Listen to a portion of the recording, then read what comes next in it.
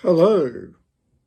Well, today I'd like to look at a camera that fascinated me for some time, a Kodak Autographic 3A Special. They were around in the 1920s and produced very large negatives, almost the size of this, slightly smaller as a postcard, about 5.5 by 3.25 inches. When something fascinates you, whether it's an old car or an old camera, you can only get out of your system by actually buying the thing, putting it through its paces, and if you don't like it, flick it.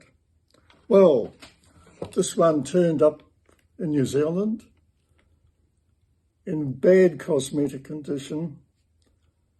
The back was completely rotten leather.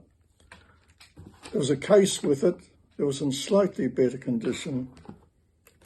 So it had to both be restored and converted to 120 film. The original film, 122, came in rolls. They were quite gigantic. A reel like this had the roll on it. Compare it with the size of 120 film. Anyway, I was fascinated because a New Zealand photographer, Judah Collins, took one of these into the bush and produced magnificent photos. So, what does it look like? It's called a pocket camera. We'll come back to that later. But you need a huge pocket to put this thing in. It's a classic folder.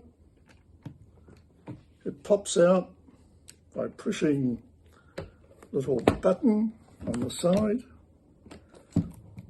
and folds out. And after that, you pull out the lens board, and here you have it. There's a little focusing scale on the side,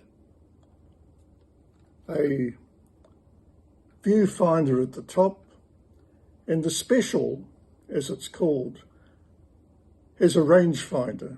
These were produced from about 1918 onwards. Basically, you look through the side, there's a mirror on the other side, and you can line up your image.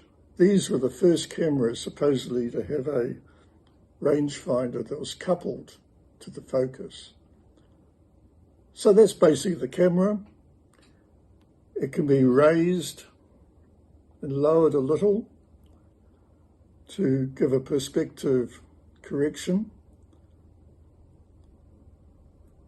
And that's about the front. The lenses came in all sorts of combinations. This is a Bush and Loom, which is a mid-range lens.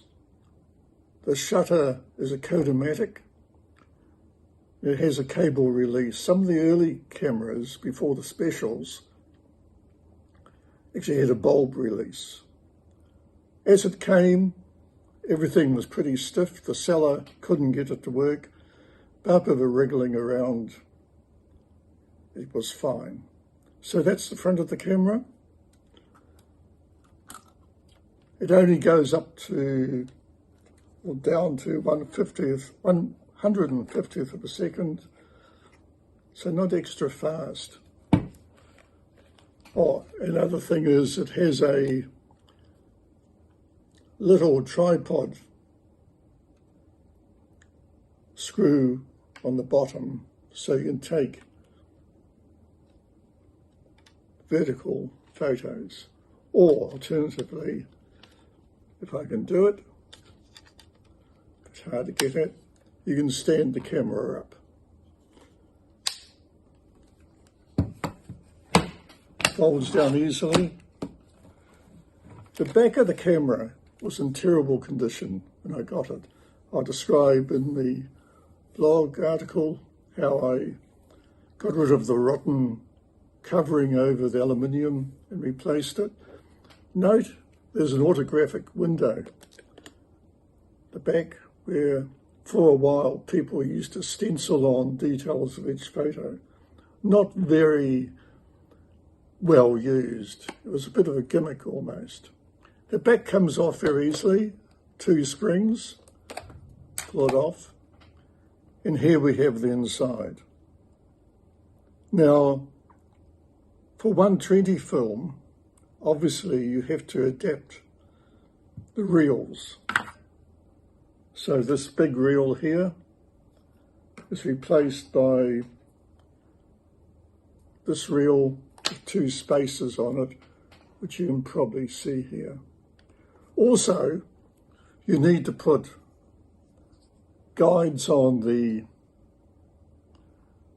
frame box to slide the film along.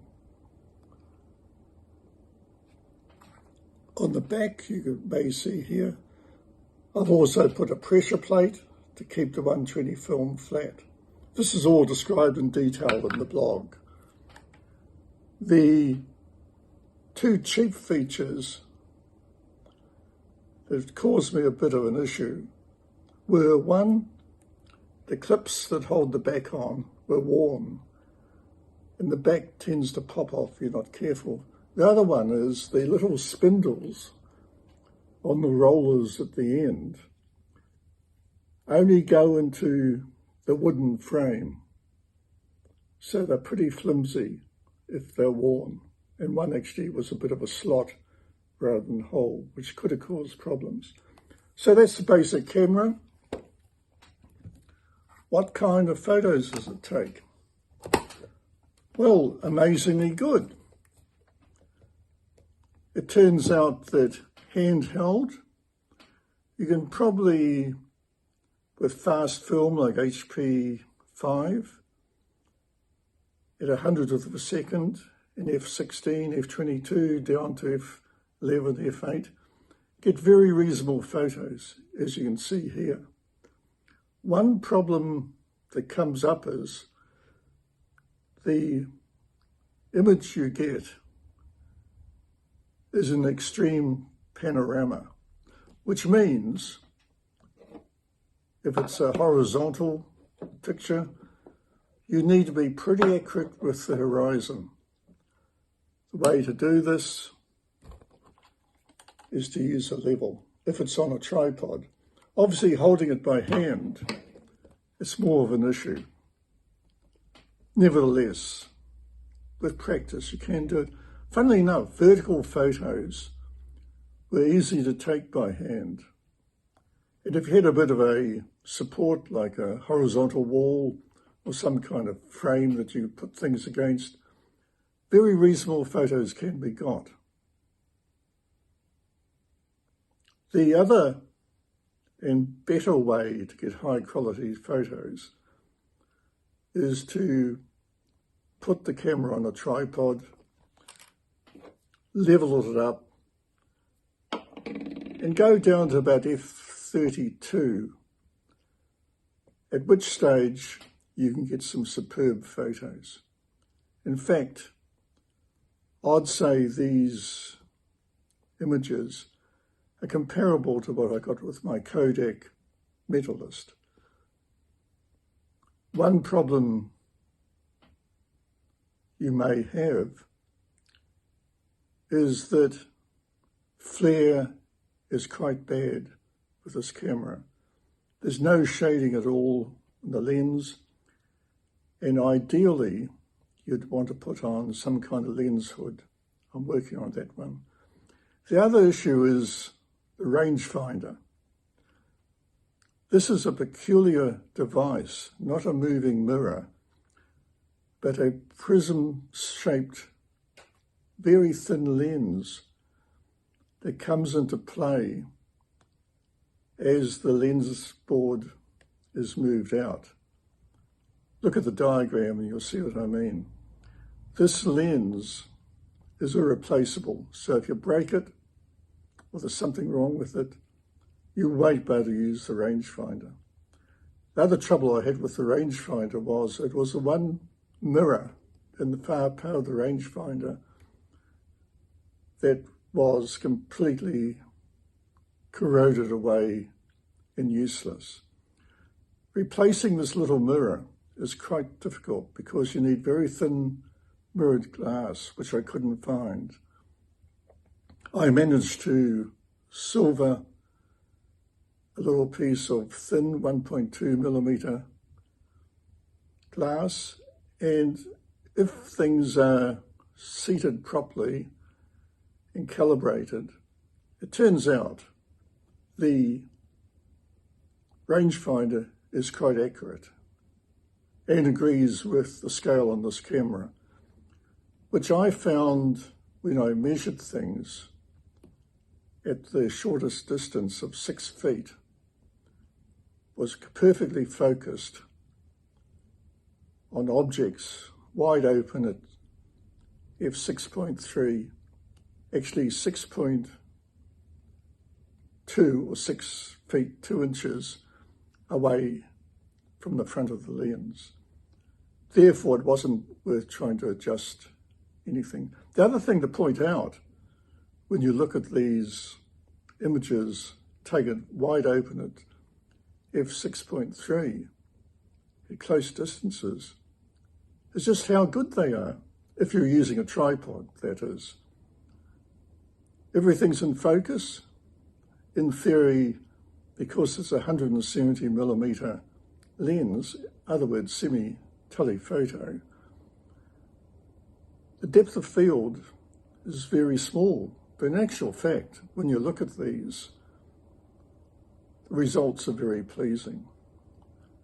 So, in summary, if you're prepared to take a bet and get one of these old cameras, preferably around the one, I'd say go for the ones around 1920, and one with an autographic window, which in the blog I show you how to convert, so you can actually advance 120 film and get 5 images.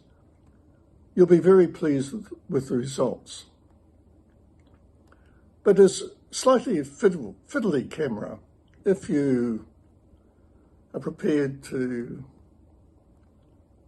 persist and see images or views or creations that are really open to a panoramic view. You'll be very happy. I found the most obvious things to photograph were long landscapes. But also, if you look at this other photo, close up, nature type formations also are very good. So there you have it, a camera that if you persist, play around with, and if you're lucky enough, as I was, to had an amazingly good, high quality lens, you'll be very happy. Thank you.